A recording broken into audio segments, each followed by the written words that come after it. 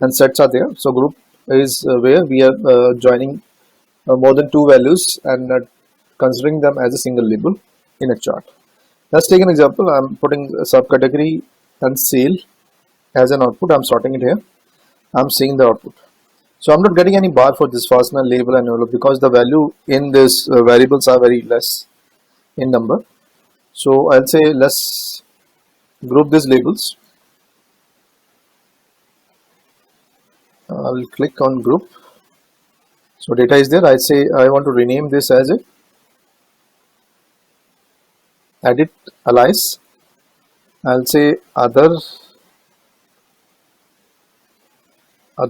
or other products. I'll say okay. So if it make a chart now we'll able to make some value in this chart.